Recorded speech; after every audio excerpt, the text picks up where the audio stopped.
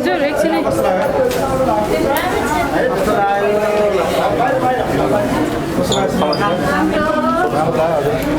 okay कस्तो लाग्यो बुबा त आउनु भएको रहेछ त इमोसनल पनि छ एउटा प्रेमीले चाहिँ साथ दियो भने जे नि गर्न सकिन्छ तपाईँको प्रेमी कतिको सपोर्टिभ हुनुहुन्छ एकदम हो के भन्न चाहनुहुन्छ आज म त एकदम सबै राम्रो छ एकदम पहिलाको कहानी निकालेको छ अब पहिलाहरूको सासु त्यस्तै हो त्यही छ इमोसनल बबा तपाईँलाई त्यस्तो सासु परे के गर्नुहुन्छ अब त्यो त अहिले त त्यस्तो हुँदैन अब पहिलाको जस्तो सासु त हुँदैन अब भयो भने यस्तै हस्बेन्ड चाहिँ एकदम सपोर्टेड हुनु पर्यो जे पनि हुन्छ थ्याङ्क यू कस्तो लाग्यो फिल्म धेरै राम्रो छ हजुर मार्मिक यसो मनलाई घुमाउने खालको होइन गाउँले जीवनमा होइन धेरै राम्रो छ तपाईँहरूलाई कस्तो लाग्यो दामी फिल्म कस्तो लाग्यो कस्तो लाग्यो तपाईँहरूलाई फिल्म कस्तो लाग्यो राम्रो लाग्यो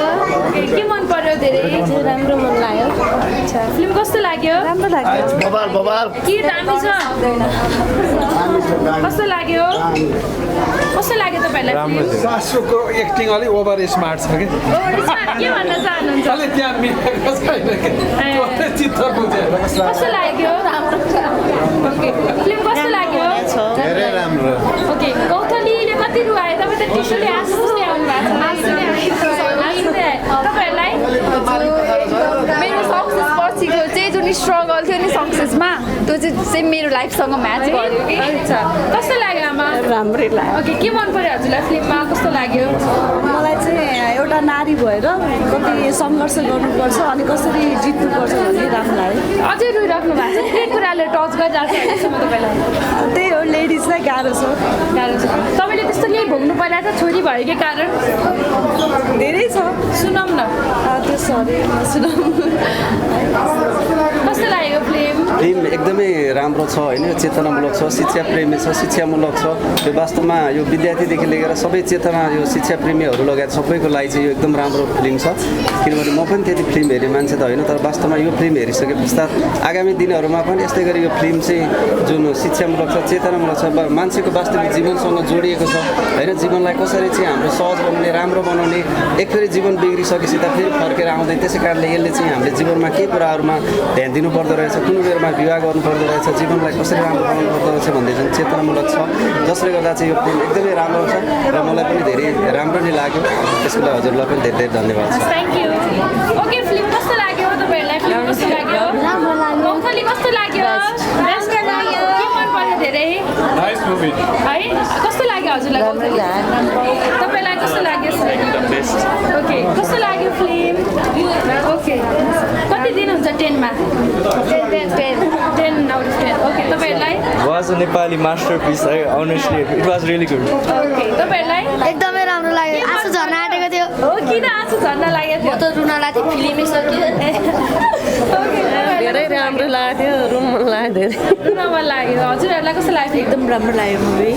जो शिक्षा दिएको छ क्या कुन पक्ष मन पर्यो फिल्ममा सर मलाई चाहिँ एउटा नारी भयो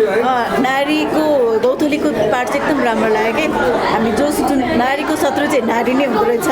भन्ने कुरा पनि यहाँबाट भयो धेरै राम्रो लाग्यो नेपाली मुभीमा अहिलेसम्म बेस्ट मुभी लाग्यो बेस्ट मुभी र एउटा शिक्षा दिएको छ त्यसपछि सफलता नै सङ्घर्ष नै जीवनको सफलता भन्ने गौथली रूपी पात्रले प्रदर्शन गर्नुभएको छ देखाउनु खोज्नु भएको छ यसले समाजलाई मिहिनेत गर्न परिश्रम गर्यो भने जस्तो सुकै समस्यालाई पनि चिरेर अगाडि बढ्न सकिन्छ भन्ने शिक्षा दिएको छ यो सिनेमा हेर्न चाहिँ हाम्रो घर परिवार सबै प्रोत्साहित भएको थियो किन भन्दाखेरि मदन कृष्ण दाई र हरिवंश दाईको एउटा मान सम्मान गरेको एउटा भिडियो हेरेको थिएँ साह्रै इच्छा लाग्यो हेरियो एकदमै मन पर्यो मैले अहिलेसम्म हेरेको सिनेमा अन्तर्गत यो चाहिँ मलाई साह्रै मन पर्यो मैले एकदम मनदेखि भनेको अनि आमालाई चाहिँ मैले धेरै राम्रो गर्थेँ भन्थेँ तर मेरो आमा चाहिँ चाँडै बित्नु गयो कि जस्तो गौतलीको घटना थियो त्यस्तै भोग्नुभयो दुईवटा बच्चाहरू पनि मिसक्यारेज भएको थियो अनि मेरो आमाको युटेरियस प्रोल्याप्सको समस्या पनि थियो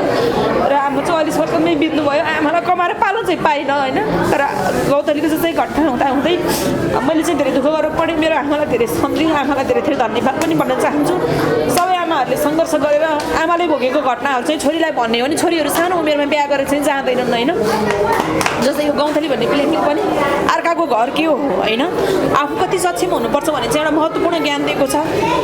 महिलाले भोग्ने घटनाहरू चाहिँ यो किताबमा पढाउनुभन्दा पनि आमाले यथार्थ कुरा आफ्नो छोरीहरू सबैलाई भनिदिने हो भने छोरीहरू टिन एजमा चाहिँ यो अहिले विकृतिमा विसङ्गतिमा चाहिँ लाग्दैनन् होइन उनीहरूले पढेर सक्षम भएर बुझ्छन् अब के बुझ्छ टिन एजमा चाहिँ त्यो एउटा लैङ्गिक आकर्षण हुन्छ त्यो त्यसमा गइहाल्ने अनि म कानुनी व्यवसाय भएर काम गर्दा नि मलाई एकदमै धेरै दुःख लाग्छ कि अहिले डिभोर्सको केसहरू एकदमै धेरै आएको छ केही नबुझिकन बिहा गरेको हुन्छ अनि सानै उमेरमा बच्चा जन्मिन्छ अनि त्यो बच्चा छोड्यो डिभोर्स गर्यो जिन्दगी खेलौना जस्तो के पढ्ने उमेरमा चाहिँ सम्पूर्ण नेपाली अथवा विदेशी सम्पूर्ण चेलीहरूलाई चाहिँ म के भन्न चाहन्छु भने यथार्थ देखाइ र भोगाइ चाहिँ एकदमै धेरै फरक छ होइन हामी लैलैमा फेसनमा लागेर चाहिँ बिहा जस्तो कुरा चाहिँ एकदमै सोचेर डिसिसन गर्नुपर्ने कुरा एकछिन देखेको भरमा एकछिन भेटबाट गफ गरेको भरमा गर्ने अनि त्यसपछि गएर अब त्यो नेचुरली कुरा हो नेचुरल पार्टनरली चेन्ज भन्छ होइन बिहा गरिहाल्ने बिहा गरेर अब त्यो फिजिकल रिलेसन भएपछि त बच्चा जन्मि नै हाल्छ बच्चा जन्मिने बित्तिकै अनि अब त्यो हरेक व्यवहारले थिच्छ क्या आय स्रोतहरू हुँदैन सानै उमेरमा बिहा गरेको हुन्छ त्यहाँ के कुरा मिलेको हुँदैन अझ नेपालको कन्टेक्समा त जातको कुरा छ धर्मको कुरा छ विविध कुराहरू छ जति नै भाषण गरे पनि व्यवहारमा त त्यो कुराहरू सकिएको छैन अनि अब त्यो इन्टरकास्ट भएको कारणले चाहिँ सासूले गर्ने होला जस्तो गौँथलीलाई यहाँ सासूले गरेको छ नि त्यस्तै भोग्ने दिदीबहिनीहरू अहिले पनि काठमाडौँमा झन् धेरै हुनुहुन्छ कि हामी गाउँमा छौँ चाहिँ गाउँबाट आएर काठमाडौँ बसेको छ अनि त्यो पीडाहरू हुन्छ अनि त्यसपछि के चाहिँ आत्मदाह गर्ने के आत्महत्या गर्ने के सडकमा पागल भएर हिँड्ने अनि के चाहिँ डिभोर्स गरिदिने र विदेश जाने घटना चाहिँ नेपालमा एकदमै धेरै बढेको छ अहिले अस्ति भर्खरै म जिल्ला अदालत गएको थिएँ श्रीमान चाहिँ मलेसियामा हुनुहुँदैछ अनि सासूको यातनाबाट चाहिँ यसै गरी डिभोर्स गरेको अनि त्यहाँ श्रीमानले चाहिँ नानीलाई सोध्नुभयो कि तिमी आमासँग बस्छौ कि बाबासँग बच्चाले के भने बच्चालाई त आमा बुवा सबै संसार हो नि होइन म आमा पनि चाहिन्छ बाबा पनि चाहिन्छ भने बच्चा रोयो कि अनि बच्चा चाहिँ अब बाबाले लाने कि आमाले लाने खोज्ने अर्को एउटा त्यस्तै केस आइरहेको छ दुईवटा बच्चा छ अब दुवैजना आमा बुवा विदेश अनि बच्चा चाहिँ अब बा आमा दुवैसँग बस्छु भन्छ बाबा भन्छ बच्चा म राख्छु आमा भन्छ म मामा घर राख्छु क्या बच्चाहरू अहिले यस्तो बिजोग भएको छ नि नेपालमा यो चाँडै विवाह गर्ने बाल विवाह गर्ने अनि त्यसपछि अनमेल विवाह अन्तर्जातीय विवाहले चाहिँ नेपालको समाज चाहिँ कतातिर जाँदैछ भन्ने कुरा चाहिँ मलाई एकदमै धेरै चिन्ता लाग्छ कि होला मलाई 2-4 पैसा त आउँछ म त्यो कागज लेख्छु होइन तर लेख्दा पनि त्यो बच्चा भइसकेपछि डिभोर्स भएको केसले चाहिँ एकदमै धेरै पीडा हुन्छ र सकम्बर चाहिँ म चाहिँ के भन्छु भने होइन बिहा त गर्नुपर्छ तर एकदमै धेरै सोचेर आफू सक्षम भएर जुनसुकै पेसा होस् काम नराम्रो कुनै पनि हुँदैन होइन चाहे त्यो नर्मल नाली सोर्नेदेखि प्लेन उडाउनेसम्म आफ्नो क्षमता हो काम जुन पनि गर्दा हुन्छ आफूले जे जस्तै मलाई रुख चढ भने नि म जिरो हो त्यसमा मैले केही पनि जानेको छैन होइन जसले रुख चढ्न जान्छ त्यसमा उसले पिएचडी गरेको आफूले जानेको काममा चाहिँ कटिबद्ध भएर लागेर सिपमा होस् अथवा वैदेशिक रोजगारमा होस् नेपालमै होस् केही गर्न सक्ने आफू 2 पैसा कमाउन सक्ने भइसकेपछि मात्रै लबै परे पनि होइन माया बसे नै पनि जिन्दगी के हो भोगेर बल्ल चाहिँ परिपक्व भएर चाहिँ बिहा गऱ्यो भने समस्या हुँदैन भन्ने लाग्छ म आफै पनि 31 वर्षमा बिहा गरेँ र जिन्दगीमा मैले न बाबाको कमाइ खानु पऱ्यो न श्रीमानको कमाइ खानु पऱ्यो म आफै कमाएर खाएको छु हुन त नेपालको समाजमा मलाई 31 वर्षमा बिहा नगरी बस्दा चाहिँ यो बुढी कन्या भई होइन यो बिग्दिन भन्ने खालको कुराहरू धेरै आयो तर मलाई जसमा लाग्छ असाध्यै माया गरी श्रीमान पाएको छु साथ दिनु भएको छ होइन मेरो बाबु भर्खर 6 वर्ष भयो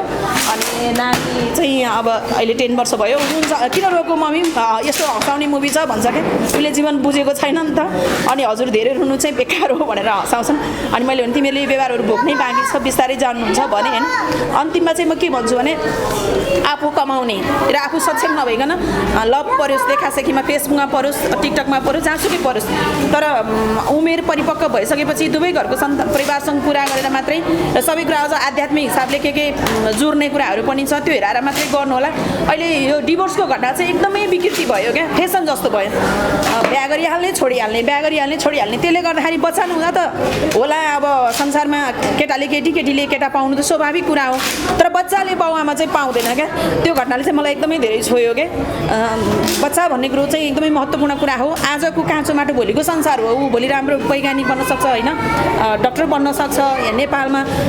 के एउटा चेलीले अस्ति अमेरिकामा प्लेन उडाएको देखेँ गर्न नसक्ने केही पनि छैन आत्मबल हुनुपर्छ सबै कुरा गर्न सकिन्छ जस्तै म पहाडमा धादिङमा जन्मेको मान्छे मैले साइकल भन्ने त छोएको पनि थिएन तर मलाई बाइक सिक्न एकदमै इन्ट्रेस्ट भयो म ताँचलमा मेजर म्याथ लिएर बिएड पढ्दै गर्दाखेरि चाहिँ अनि बाइक त्यो विश्वकर्मा इन्स्टिट्युटमा आएर भने म बाइक सिक्छु अनि उहाँले भन्नुभयो तपाईँ साइकल चलाउन जान्नुहुन्छ म साइकल मजाले कुदाउँछु भनेर मैले झुट बोलेँ किन म सक्छु भन्ने कन्फिडेन्ट थियो त्यसपछि मैले 15 दिनमा RX बाइक मजाले चलाएँ पछि 150 सम्म चलाएँ अहिले चाहिँ एक्सिडेन्ट भएको कारणले म बाइक हाँक्न चाहिँ सक्दिनँ तर मलाई विश्वास छ म गाडीदेखि सबै कुरा मजाले हाँक्न सक्छु कि त्यो आत्मबल चाहिँ हामीले ल्याउन जरुरत छ र सम्पूर्ण अहिले जुन सानो टिन एजको भाइ बहिनीहरू लगाए सबैलाई म के भन्छु भने आफूले भित्रबाट गर्न सक्छु भन्ने एउटा आत्मबल लिएर आइसकेपछि जे पनि गर्न सकिन्छ होइन दिनानुदिन आत्महत्याको घटनाहरू बढेको छ सानो केही हुने बित्तिकै सुसाइड गरिदिइहाल्ने कसैले एउटा केही भनिदिइहाल्यो भने एकदम आत्मबल गिराएर अब म केही पनि गर्न सक्दिनँ भनेर आफू नर्भस भएर डिप्रेसनमा जाने एन्जाइटीको रोगीहरू पनि धेरै हुनुहुन्छ अहिले होइन त्यो कोपिङ गर्न नसकेर हो कि यो नर्मल्ली कुरा हो हामी जन्मेर आउँदा यति राम्रो शरीर लिएर आयौँ हामी मृत्यु अन्तिम हो नि natural is natural burden is change मृत्युलाई कसैले पनि नकार्न सक्दैन हामी घाटमा जाँदा यो शरीर पनि लान पाइँदैन भनेपछि हामीले केही ल्याएको पनि छैन ल्याएको शरीर पनि लान पाइँदैन भनेपछि 2 दिनको लागि यहाँ हामी जे छौँ त्यसमै खुसी भएर बाँच्ने हो क्या भन्ने कुराहरू चाहिँ गौँथली सन्देश दिन खोजेको छ ऊ त्यस्तो घटनामा घट्यो होइन घरेलु हिंसा पनि भयो घर निकाला भयो फेरि एउटा त्यहाँ के जोडेको छ भने मलाई एकदमै धेरै छोको चाहिँ टोटली विश्वको जुनसुकै महिलाहरूलाई म अरू विदेशी महिलाहरूसँग पनि केही कुरा गर्ने अवसर पाएको छु प्रसव पीडा र डेलिभरी पीडा प्रेग्नेन्ट पीडा चाहिँ जुनसुकै महिलाको पनि एउटै हुन्छ त्यो बेलामा चाहिँ एकदमै धेरै पोसिलो खाना खाने माया ममता चाहिने सबैलाई यस्तै हो भनेर चाहिँ स्याहार ससार सासु सबैको पाउनु परेन सासुले लिएर गएर भिरबाट उडाइदिएको छ हेर्नु चाहिँ त्यो त्यति हुँदा पनि उसले ठुलो आत्मबल चाहिँ के गर्यो भने अझ म जसरी लौरो टेकेर सङ्घर्ष गरेर भने मेरो माइती पुग्छु त्यहाँ पुगेर आमाभन्दा ठुलो संसार त केही पनि हुँदैन होइन आमासँग गएर मेरो यो पीडा सेयर गर्छु त्यसबाट पनि उठेर आउँछु भने र त्यहाँ गयो त्यहाँ जाँदा पनि उसलाई के भयो भन्दा गाउँघर हाम्रो समाज छ नि त माइतीले त उसलाई घर निकाला गर्ने थिएन तर समाजले के भने बिहे गरेको छोरी घर बस्न हुँदैन किन बसी तर ऊ भित्रको घटना ऊ भित्रको पीडा उसले सासूले दिएको यातना सुत्केरी अवस्थामा त्यो भएर निस्केर आएको कुरा त समाजले कहिल्यै बुझेन क्या कहिल्यै बुझ्दैन हाम्रो समाजले अझै पनि हाम्रो समाज अन्धो छ त्यसपछि ऊ के गर्यो बरु त्यो माइती छोडेर म चाहिँ जुठो भाँडा माझेर भने पनि पढ्छु भनेर उसले जुन साहस गर्यो नि गौँथलीले त्यो चाहिँ ठुलो आत्मबल हो भन्ने कुरा चाहिँ सन्देश दिएको छ क्या त्यसपछि उसले पढ्नको इच्छा भयो भने भाँडा माझ्दै गाई चलाउँदै बाख्रा चलाउँदै गर्न सकिन्छ भनेर गयो होइन त्यसको लागि एकदमै धेरै महत्त्वपूर्ण सन्देश छ यो कथाबाट यो स्टोरीबाट गौँथलीबाट चाहिँ सम्पूर्ण मान्छेहरूले के सिक्न जरुरत छ भने सङ्घर्ष गर्नुपर्छ स्ट्रगल इज लाइफ भन्ने कुरा चाहिँ बिर्सनु हुँदैन र सङ्घर्ष जसले सङ्घर्ष गरे जसले हाँस्यो उसैले बाँच्यो दुःख त कसलाई पर्दैन र प्रत्येक मान्छेलाई दुःख नपर्ने मान्छे चाहिँ यो धरतीमा छैन भन्ने चाहन्छु र जुन यो नेपाली चलचित्र चाहिँ खासै गतिलो हुँदैन भन्ने खालको कुराहरूलाई पनि चिरेको छ यथार्थ हामी त्यो छाडा प्रवृत्तिका लुगाहरू लगाएर मात्रै पनि हुने होइन होइन जुन हाम्रै नेपाली कल्चरको ड्रेस लगाउनु भएको छ गौँथलीजीले होइन त्यसले पनि त बन्दो रहेछ नि त चलचित्र त होइन र भन्ने कुराहरू छ अहिले एकदमै धेरै चलेको छ र सबैले यो हेरेर हेर्ने भनेर त्यहाँ आएर हाँसेर ताली बजाउने मात्रै होइन यो कथाले दिन खोजेको विषयवस्तु चाहिँ सिकेर चाहिँ सबैले अगाडि बढ्नुहोस् भन्ने शुभकामना दिन चाहन्छु अलिकति बोल्दा बोल्दै लामो समय भयो हस् धन्यवाद